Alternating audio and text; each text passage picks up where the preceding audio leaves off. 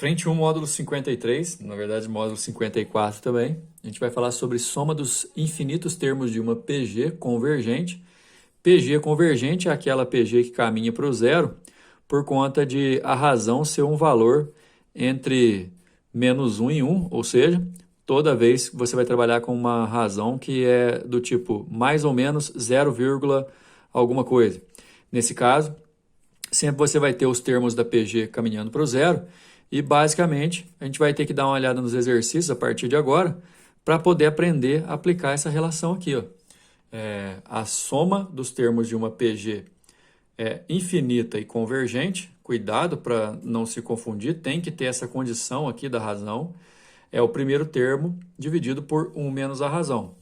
É muito importante você entender a ocasião em que essa fórmula pode ser usada, mas basicamente é você saber que o primeiro termo é o A1, o que é a razão, que vai ser sempre 0, alguma coisa em seu valor, e você vai aplicar essa fórmula depois de identificar a necessidade disso nos exercícios.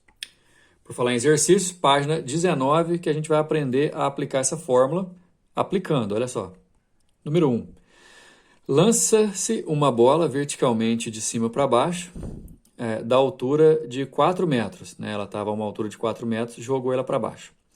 Após cada choque com o solo, ela recua apenas metade da altura anterior, ou seja, ela vai cair 4 metros, bater no chão e voltar 2 metros. Depois ela cai 2 metros, bate no chão, volta 1 metro.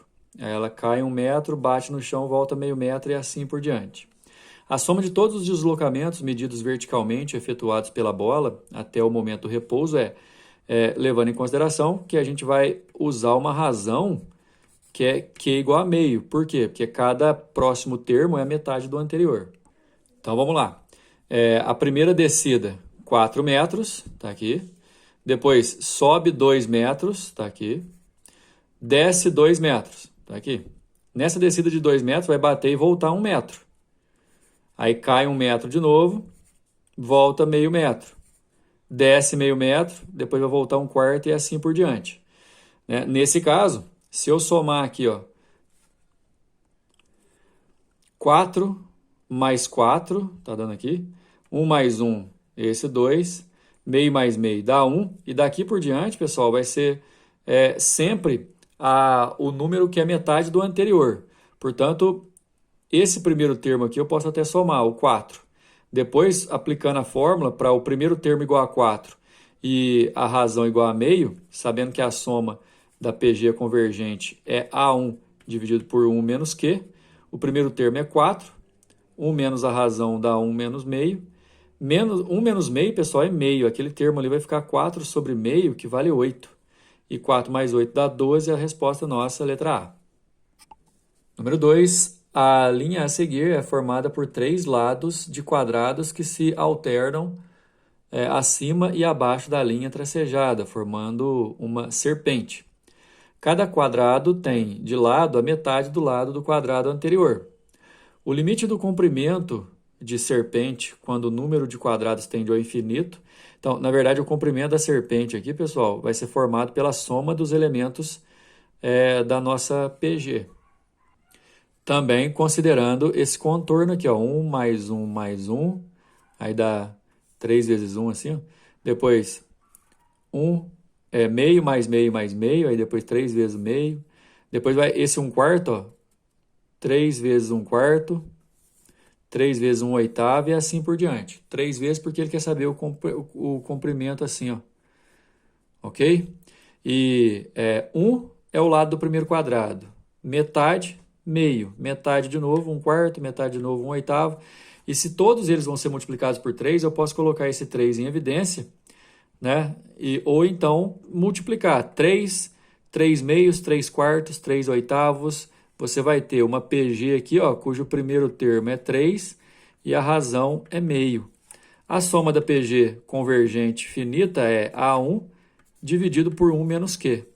O A1 vale 3, o Q vale meio, 1 menos meio dá meio, 3 dividido por meio dá 6, a nossa resposta, letra E. O número 3 vai trazer uma aplicação dessa soma para a gente poder obter a fração geratriz de uma dízima periódica, 3,25, 25, 25 e por aí vai. Primeira coisa, separar essa dízima periódica nas suas partes.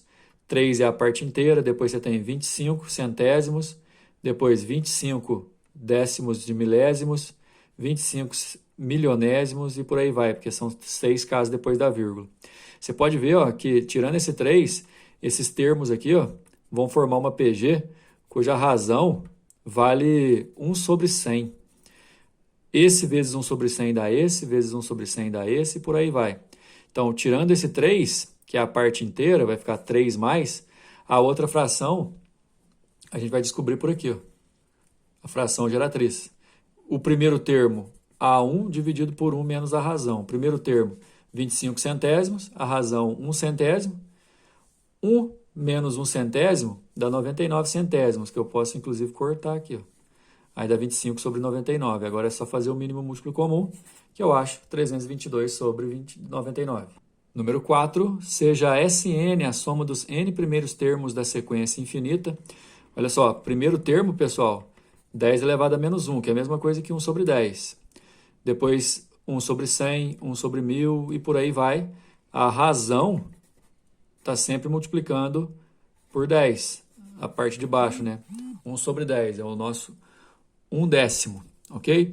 Se ele quer saber a soma dos 5, é só eu somar aqui 1/10 com 1 centésimo, os 5 primeiros termos da PG. Então é só 0,1111 mesmo. Agora, se ele quer saber a soma do limite no Sn, ele quer saber a soma inteira. Usando a fórmula, que é o primeiro termo dividido por A1 menos Q, você vai pegar o primeiro termo, que é 1 sobre 10, transformado em fração. A razão também é 1 sobre 10. 1 menos 1 sobre 10 dá 9 décimos, que se eu cortar aqui, ó, dá 1 nono, é a nossa resposta. Pessoal, aula rapidinha, aula que é jogo rápido, mas é para você decorar essa fórmula, né? A soma dos n termos de uma PG convergente, que é aquela cuja razão é um número no formato 0, alguma coisa. Se a razão for um número fracionário, uma fração verdadeira, você pode usar para calcular a fórmula da soma a partir daí, beleza? Próxima aula, no módulo 54, a gente vai aplicar mais exercícios sobre esse tipo aí. Até lá!